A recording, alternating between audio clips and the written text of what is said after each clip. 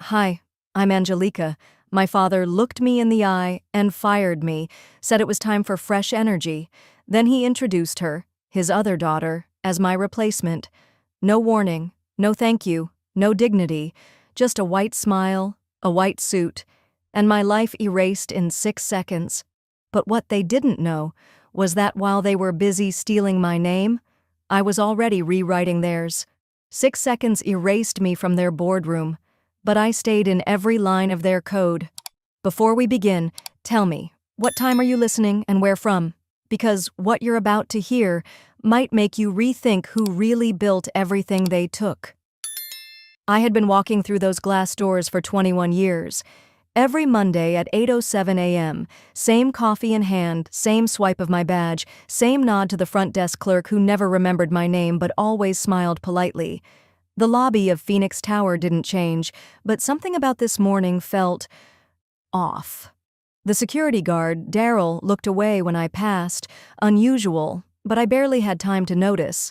A pair of designer heels clicked confidently against the marble just behind me. I turned. She walked straight past the metal detectors. No badge, no sign-in, just a flash of a grin and a hair toss. She was younger, early 30s maybe, in a cream-colored blouse that said, "I belong in all the ways I never tried to." "Morning, sweetheart." The booming voice was unmistakable. Robert Elkins, my boss, my father. He stepped out from the elevator alcove, arms wide, and she walked right into them. "Seraphine," he said, "you're right on time. Let's show you around. This whole place is yours now." He'd never once waited for me in the lobby. Never smiled like that. Never called me sweetheart. She looked over his shoulder directly at me. "You must be Angelica," she said. "The one I'm replacing, right?" Just like that. No hesitation, no shame, my name in her mouth like a joke. My lips curved into something that might have passed for polite. "I didn't realize we were hiring." She tilted her head. "We're not. I'm not just here to work. I'm here to lead." I watched the elevator doors close behind them, my face still frozen, coffee burning my palm. I walked to my floor like muscle memory, past the framed portraits of company founders, past the corner office that should have been mine years ago. My assistant wasn't at her desk. A silent phone blinked with no messages. Then, an email pinged. No subject, no sender. Meeting. Executive room. B. 8:30 a.m., 15 minutes. That wasn't a check-in. That was a summons. The walk to the executive wing was quiet. Too quiet. I passed Hugo's office.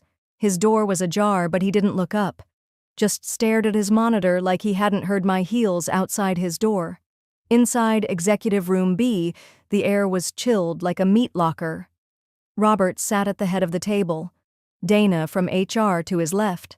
Seraphine, still radiant, still smug, sat on his right. Robert didn't stand. "Angelica," he said, not Angie, not sweetheart, just cold. "We've been reviewing the company's direction." I waited. He continued, "It's time for fresh energy." Dana slid a folder across the table. I didn't touch it. I didn't have to. I knew what it was. "I'm so excited to learn from what you've built," Seraphine chimed in. "What a foundation to inherit." I looked at Robert. "Am I being fired?" "We prefer the term transitioned." I opened the folder. It was all there. Legal, clean, rehearsed. And then I saw it. 3 signatures. Robert, Dana, and Hugo Alvarez. Hugo, my mentee. The kid I'd trained, defended, sent to every conference. The one who said I was the reason he believed in leadership. I didn't feel the sting in my eyes, only the numbness spreading across my chest. "I'd like to say goodbye to my team," I said, voice flat. Dana shook her head. "It's best we keep things neutral today." I walked out without another word. Past the marketing desk, past finance, past the kitchenette where I'd shared birthday cake just last week. No one looked up. I packed my office slowly, stacking things into the box I'd once used to move in. There was no ceremony, no noise, just the hum of the AC and the tiny sound of paper sliding into cardboard. Then, his voice. "Angie." I turned. Hugo stood in the doorway, hands in his pockets, looking like he hadn't slept. "When?" I asked, my voice calm, almost soft. "Did they take my admin rights, Hugo?" He froze. "When exactly did they take my admin rights, Hugo?" He blinked like the question itself had smacked him. Then his eyes dropped, locked on the floor as though it might give him the words. 4 days ago," he muttered. "Monday morning." I just stood there, coat still draped over my arm, cardboard box of memories at my feet. 4 days. That meant they'd already moved on, while I was still debugging code and patching security layers for a system they'd quietly stripped from me. "They said you knew," he added. "They said you agreed." My throat was dry, but my voice came out clear. "I didn't." He looked at me then, and for a second, I thought I saw regret. Or guilt. But maybe I was just seeing myself, 10 years ago, when I believed loyalty protected you from betrayal. I didn't ask why he didn't warn me. I didn't need to. People like Hugo always fold under pressure, and people like me? We endure until we don't. I stepped past him. At my office, I swiped my badge one last time. The lock clicked open, so the system still thought I belonged. That felt worse, somehow. Like being remembered by a machine but forgotten by the man who raised me. I placed the badge gently on my desk, a ceremonial gesture. I didn't cry, I didn't curse, I simply stared at it for a beat longer than I needed to, then turned and walked out. On the way to the elevators, I passed the HR kiosk. Empty. The screen glowed, active, unguarded. I hesitated, one breath in, one glance around, then I sat. Logged in. My credentials worked. Still. Sloppy, Dana. I wasn't looking to do damage. Not yet. I just needed to know what exactly they'd already taken. I opened the system logs. There it was. Monday, 10:07 a.m. Full system transfer authorization. Recipient, Seraphine Elkins. I felt something cold move through me. That had been the same morning I'd pulled a 14-hour day stabilizing the cloud servers after a failed overnight update. While I was safeguarding their infrastructure, they were erasing me from it. She had admin rights before I even knew her name. I stood slowly, logged out, and smoothed my jacket. My walk to the lobby was steady, measured, one step at a time. The spring air outside was sharp but clean. I drove home on instinct, like my body knew what to do even though my brain was still processing. That night, the silence of my apartment hit different. No buzzing phone, no Slack pings, just me, and the hum of the fridge. I changed into soft clothes, poured a glass of wine I wouldn't finish, and opened my personal laptop. There was something I needed to find, something I hadn't stopped thinking about in years. I typed IP transfer into my inbox. There it was, a message dated April 23rd, 2 years ago. Subject line, Re-Architecture Ownership Formalization. The contract had been drafted hastily, legal jargon stretched over vague definitions. It essentially asked me to sign over every line of infrastructure I'd ever created at Alderton, present or future. It was absurd. I'd refused. They never followed up. I clicked the attachment. Still unsigned, still mine. The architecture that powered Alderton's entire internal system, the logic trees, the encryption layers, the patching tools, they'd all been designed by me. Not a team, not a vendor, me. And without a legal transfer? I opened a folder, saved the document, and titled it Aftermath. But I wasn't done.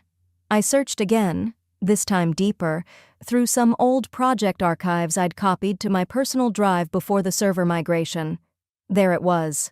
A memo, internal, from Alderton's own legal team, back when I still had access to everything. It read, "Without a signed transfer, ownership of the system architecture may remain with the developer, subject to contestation." Their words, not mine. I leaned back in my chair. They fired me, replaced me, humiliated me, but they hadn't read their own fine print. I stood and walked to the kitchen window. Lights shimmered across the city skyline like tiny lies pretending to be stars. I folded my arms and whispered aloud, not to anyone really, just to the quiet. They took my badge, but not my fingerprint. At 6 in the next morning, the sun had barely hinted at the horizon when I found myself at the small dining table in my apartment, fingers poised above my old dev laptop. It was older than my company-issued machine, the keys worn smooth from a decade of late-night coding marathons. A relic I'd kept updated, not out of nostalgia, but out of quiet foresight. I powered it on, ignoring the slight hum of the fan struggling to keep up. No Slack, no emails, just the raw terminal screen. I tapped in a few commands and opened a hidden shell I hadn't accessed in nearly 3 years. K41 Ghost. It had been born at 3:14 a.m. on a quiet February morning during a system migration gone wrong. While the rest of the building slept, I stayed up correcting a deployment error that could have cost us 7 figures. While I was at it, I quietly built a sandbox, completely read-only, detached from production, but able to watch everything. And somehow, it still lived. When the access shell opened and the logs scrolled across my screen, I froze.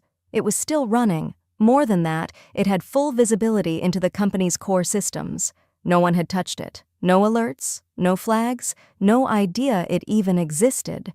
I sat back for a moment, heart oddly calm. Then I leaned forward and started scrolling. The activity logs were clean, until last Monday, the same day I'd been silently pushed out. There it was. User, Selkins module, inventory core rewrite, timestamp, 10:23 a.m. I clicked deeper. Seraphine wasn't just poking around. She had renamed key config files, ones that held back-end pathways for our supplier integration API. She'd removed the automatic integrity checks. Even worse, she'd disabled the audit logs that tracked changes across modules. It was like watching someone repaint a jet engine mid-flight. And no one stopped her, because no one else could see it. A single misstep in that environment could cascade into corrupted shipment tracking, missing product IDs, and duplicated vendor entries. One flaw in the chain, and you weren't dealing with a software glitch. You were rerouting millions of dollars in product flow to nowhere. I didn't move, just watched. She had no idea what she was doing. Or worse, she thought she did. But I didn't shut it down. I wasn't there for revenge. I was here to build leverage. With steady fingers, I pulled open a script I hadn't touched since the Ghost Node's creation. Cascade Lock Protocol. Originally, it was just a failsafe I'd designed during a ransomware scare. Something quiet, invisible. But now, it could be something else. I began rewriting it. Line by line, I embedded a new rule. If my credentials were ever deleted, if my account was ever manually disabled, every core access point in the architecture would lock simultaneously. Only my biometric key, my encrypted fingerprint, could reopen them. There would be no crash, no warning, just silence. Until they called the one person they'd erased. It took just under 40 minutes. When it was done, I tested the logic chain 3 times, manually encrypted it under 5 decoy directories, disguised it under benign names. Nothing flashy, just a quiet heartbeat buried in code. Before I closed the shell, I uploaded Seraphine's edits to a folder I named Inheritance. The metadata was damning, her user ID timestamped against every deleted safeguard. Then I saved it, locked the node again, closed the lid. It was barely 7:30. Outside, the city was starting to stir. A neighbor's dog barked. Someone down the hall spilled coffee. Life marched on. I walked to the window, letting the morning light stretch across my kitchen floor. They replaced me, I murmured, a calm certainty blooming in my chest. But the system still answers to me. By mid-morning, the quiet rhythm of my kitchen had already settled into its usual groove. Water boiling, a soft jazz playlist humming through the speaker, the sharp scent of ginger tea rising from my cup. It was the kind of calm that felt earned, not gifted. Then the phone buzzed. I didn't rush. I took another sip first, leaned over, and tapped the screen with my thumb. The preview was plain. No frills, just a subject line that read, "Access privileges permanently revoked. effective immediately. No sender, no signature, no explanation. I stared at it. Not because it hurt, because it didn't. I was surprised by that. 2 decades of my life, and this was the send-off. A sterile sentence. No thank you, no apology. Not even a formal HR letter. I set the phone down and walked to the window. Outside, downtown Houston shimmered in the distance, the glass towers glinting like the promises they never intended to keep. They finally cut the cord, I murmured. Now let them drown in it. The tea was still warm in my hand when the next buzz came, this time a call. Unknown number. I almost let it go to voicemail, but something in my chest told me to answer. Angelica speaking. A pause. Then a voice I hadn't heard in years. Ms. Elkins, this is Daniel Vega. I'm with Phoenix Tech. The name came back instantly. Phoenix Tech, our old rival in logistics architecture. They'd been neck and neck with us in a bid 3 years ago. We won the contract with my design. It had hurt them. Deep. I hope I'm not interrupting. Go ahead, I said, steady. I won't waste your time. We heard about your situation with Alderton. Word travels fast. He didn't say firing. Smart man. And? I asked, walking back toward the table. We've also heard that the new system, the one your replacement is tinkering with, has shown instability. He let that word hang, letting me fill in the blanks. He knew enough to know it was worse than just unstable. What are you looking for, Mr. Vega? A conversation, he said, face to face. We'd like to offer you more than a consulting title. We want you to lead the architecture for our next-gen supply platform. I didn't speak right away. This isn't out of sympathy, he added. It's recognition. We knew what we lost when we lost that bid. Seems like Alderton didn't know what they had until it was too late. I let the silence stretch. I wanted to see if he flinched. Instead, he said, "We've booked a first-class ticket. It's in your inbox. We'd love to meet tomorrow." I didn't say yes, but I didn't say no. "I'll look it over," I replied. "If I agree, I'll be on that flight." He thanked me and hung up. I sat there a moment longer, the phone resting against my palm. This wasn't a door out of pity, it was a hand extended in respect. I opened my laptop, slid the cursor across the folders until I reached the one labeled Ghost Node. Inside, the file Inheritance PDF glowed like a silent torch. I dragged it into a new folder, Launch Protocols. Before closing the lid, I opened a simple text file and typed one line. If they revoke the fingerprint, the structure freezes. Then I encrypted everything, sealed the files, and watched the progress bar tick to 100%. The wind outside picked up as I stood and crossed the kitchen, one hand brushing the frame of the window as I stared out at the skyline. "I didn't fall," I whispered, more to myself than anyone else. They let go of the ground under me. By the time I touched down in Phoenix, the sky was already slipping into gold. The desert air felt drier than I remembered, but not unwelcoming. Daniel Vega was waiting at the gate, this time with another figure beside him, Priya Singh, the CTO. She didn't offer a handshake. Instead, she gave me a short nod and said, "The room's ready. We've been following everything." There wasn't much small talk. I was grateful for that. We moved straight through security, past the main floors, and into a glass-walled conference room that overlooked the heart of the city. Clean surfaces, quiet space, no forced smiles. Inside, I didn't pitch a thing. I simply walked to the whiteboard, uncapped a pen, and began mapping what I already saw in my head. A skeletal core of logic chains, distribution pipelines, real-time redundancy that could absorb vendor fluctuations. I spoke while I drew, not once checking for validation. I wasn't here to impress. I was here because I knew exactly what I'd built and how to do it again, better.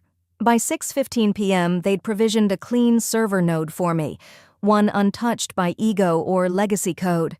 I set up in a side office with a wide monitor and minimal noise, and by nightfall I had already run the first full sweep of security audits, traced every inherited module, and confirmed this system, unlike Alderton's, would have no backdoors, no hidden hands.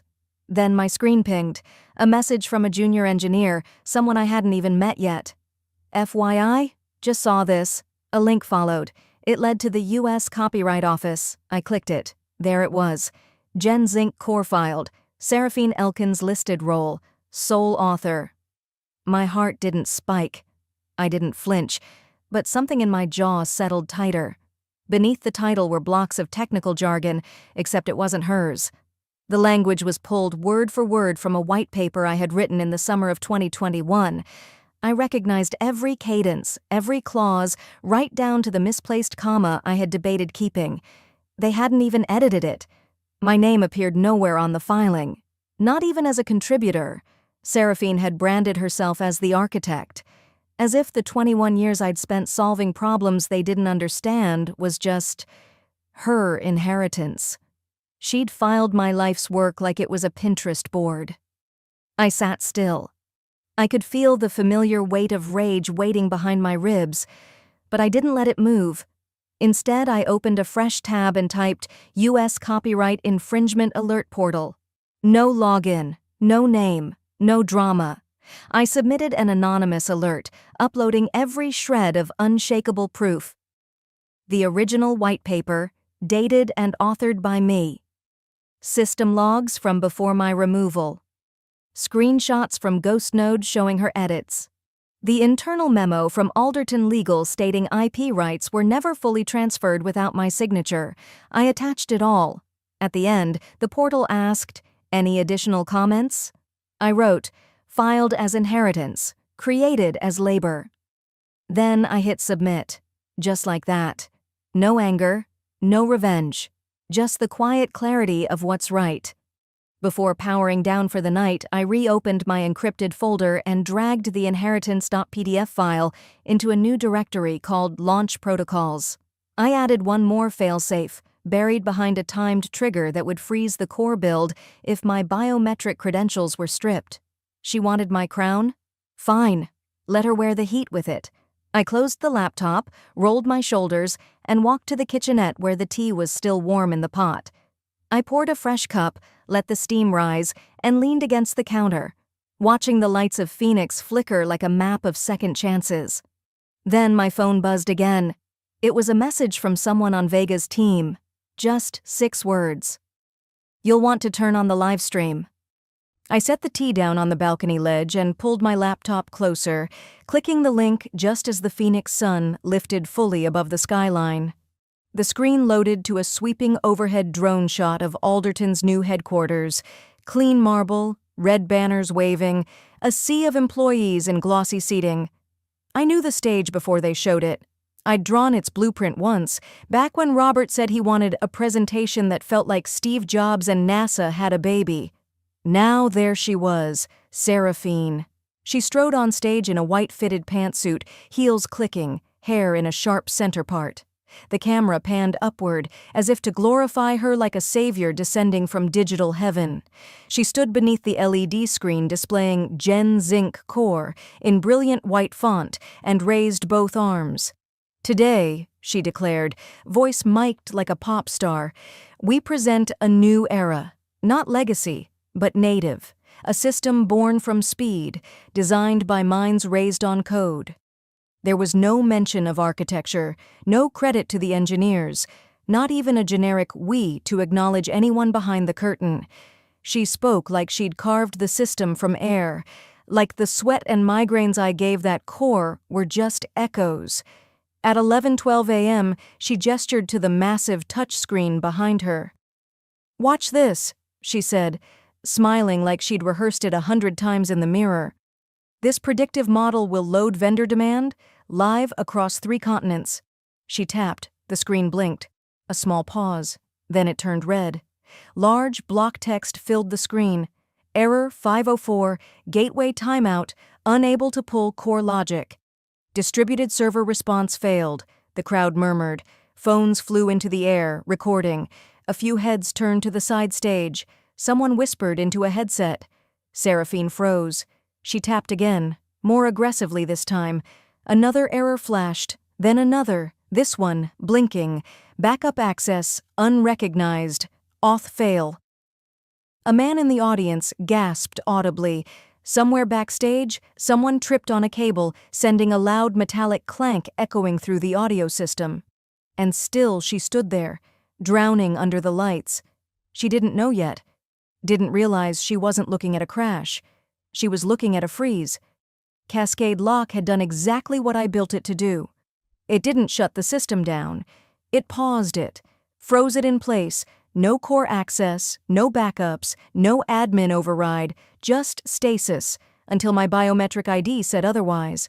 In the background, one of the assistants darted toward the main console. They plugged in an external drive, no doubt trying to reinitialize the build. Nothing. The lights dimmed slightly.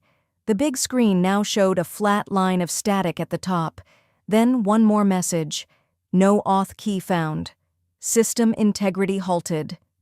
I didn't gloat. I didn't smirk or laugh or text someone for validation. Instead, I stood up and stepped back onto the balcony. The desert air brushed my face. I lifted the cup and took another sip. Inside, Seraphine was probably trying not to sweat through her silk blouse while PR scrambled to cut the stream, but they couldn't, not fast enough. The internet had already done its work. Twitter was lit up. LinkedIn posts were multiplying by the minute. Investors asking questions, engineers from other firms dissecting the freeze in real time. They thought I'd burn it, I whispered. I just let it freeze. Behind me, my phone buzzed on the desk. A message lit the screen. Daniel Vega. You seeing this? I typed one word in response. Live. By the time I finished my tea, the hashtags were already global. Genzync fail. Nepo crash. Frozen assets. Screenshots of the red error screens were making their way from Reddit threads to stockholder inboxes. The system wasn't just down, it was done. The footage had been clipped, analyzed, and captioned with everything from disbelief to digital poetry. One blog read, "She launched a warhead and forgot the launch code. At 12:45 p.m. Phoenix time, I was sitting in the corner of the team's conference room while engineers discussed infrastructure expansion when a push alert hit my phone." Legal Newswire. My eyes narrowed. Seraphine Elkins served with federal copyright violation notice tied to CoreLogic platform dispute. Twist S13 had arrived. I opened the article. The claim had been filed by an anonymous source, citing violation of 4 distinct modules, each one tied directly to logic protocols I had architected over the span of 3 fiscal years. The language matched my original white paper almost word for word. They had even attached my 2021 diagram of the layered cache simulation. Her name was now attached to theft, publicly. Within an hour, 2 of her speaking engagements were canceled. Her PR firm severed ties. Even the corporate yoga brand that had plastered her on billboards under Gen Z Power issued a bland no comment and wiped their digital campaign. At 2:10 p.m., her LinkedIn disappeared. She hadn't just lost control, she'd lost the illusion. I stood up and stretched my legs, walking to the balcony outside Phoenix Tech's main building. The Arizona sun poured down in gold over the skyline. I leaned forward, watching the city breathe underneath me. Somewhere in another state, she was probably staring at a blank calendar and a dozen incoming subpoenas. At 3:31 p.m., my phone rang. Blocked number. I answered, already knowing. "Angelica," Robert's voice cracked. I'm sure you've seen what's happened." Silence. He coughed, probably realizing I wasn't going to make it easier. "There's been some instability. We think part of it may be tied to some residual architecture, legacy admin roots that, weren't fully severed." Still, I said nothing. He tried again, with a tone that was halfway between desperation and rehearsed authority. "I was hoping you might help us contain the situation. Perhaps you could offer guidance, even a review, just to bring things back under control." I stared at the horizon. So calm, so unbothered. "I'm not your employee," I said evenly. "I don't owe you anything." He exhaled sharply through the line. "Angelica, you built this." "And now," I replied, "it's finally free of you." Click. No goodbye, no apology, just the void he left behind. That evening, I returned to my hotel suite and sank into the leather armchair by the window. The city buzzed in the distance, headlights stretching like ribbons of fire across the desert floor. I checked my inbox. A new message, internal memo leak. Subject, interim leadership appointment. Effective. Immediately, I scrolled. Robert Elkins had been removed by board decision as CEO of Alderton Global, pending further investigation. His replacement? Hugo Alvarez, the same man who once signed my termination documents. I stared at his name, let it sit. For a moment, I felt nothing. Then, something colder than anger, a clarity sharper than any rage could bring. Power doesn't change people, it just unmasks them. I closed the laptop gently. The fluorescent lights in Phoenix Tech's secure lab barely flickered, yet the stillness around me felt like I was sitting inside a steel heartbeat, quiet, taut, and ready. I had been here before, in different buildings, on different nights, but this room, this one knew what was coming. The temperature held steady at 68 degrees. Cool enough to keep the machines calm, cold enough to keep people sharp. On the table in front of me, a plain black terminal blinked with a soft green prompt. A breath, then another. I placed my fingertips on the keyboard, steady, methodical. K41, Ghost. Root access granted. That's all it took. No alarms, no announcements, just a silent handshake between creator and creation. Weeks ago, 17 days to be exact, I had already moved Alderton's system core. Every line of code, every API hook, every weighted vendor protocol. It now lived on Phoenix Tech's private vault servers under a biometric lock keyed only to me. What Alderton had left behind was cosmetic. Pretty, yes, but hollow, like framing a mansion around a broken generator. They never noticed. They were too busy polishing her public image and pretending competence. I'd let them. Now I was going to finish what I started, Twist S15. I opened the script manager, not to run anything pre-written, but to type fresh. 6 lines, no macros, no shell utilities. Each key I pressed felt like the slow swing of a door closing. Line 1, kill all legacy cron jobs. Line 2, deactivate system sync permissions. Line 3, delete access tokens, regenerate under null user. Line 4, lock replication routes under checksum verification. Line 5, trigger recursive null loop in sync core directory. Line 6, deploy Cascade Final with lock status permanent. 2:09 p.m. I hit enter. Nothing exploded. There was no sound. Just a confirmation line on my screen. Cascade Final executed, lock initialized, and that was it. Across the world, every Alderton terminal that tried to log into SyncCore was now met with silence. No denial, no error message, just absence. It hadn't failed. It had vanished. Redundancy backups redirected to ghost indexes. API handshakes looped endlessly with no endpoint. Cold storage access returned timestamp mismatches so severe the system rejected its own identity. Back at Alderton, they thought it was a glitch, then a security breach. But when they tried to restore operations, they realized there was nothing left to restore. From whispers in a former colleague's Slack message, I learned Seraphine had locked herself in the executive server room after the 10th error report went out. She screamed something about sabotage, then about being trapped in someone else's bones. Clients began withdrawing that hour. By evening, 3 international partners had canceled renewal contracts. Share prices dropped 8% in 2 days. Robert's voice didn't come through again. Neither did Hugo's. They all knew. They hadn't fired a woman. They'd amputated the nervous system of their empire. And I'd simply let it bleed. The air in the lab held still as I sat back. My hand brushed against something near the edge of the desk. A pen.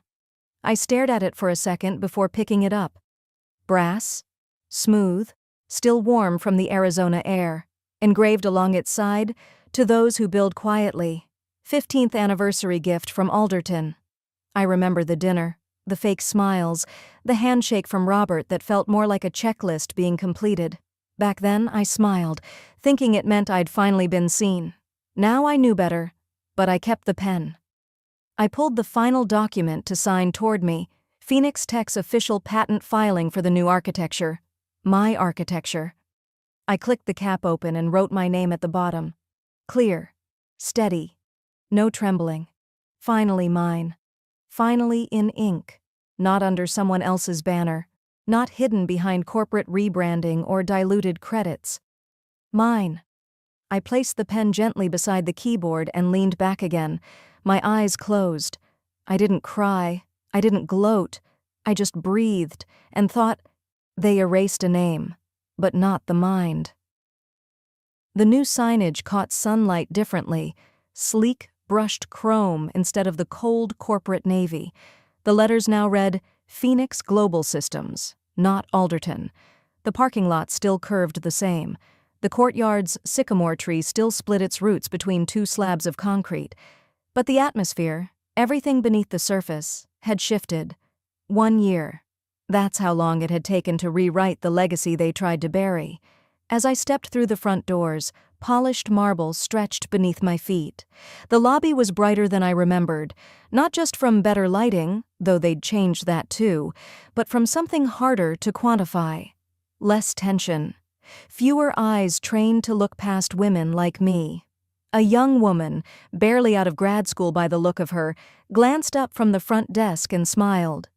"Good morning, Ms. Graceland," she said almost too carefully.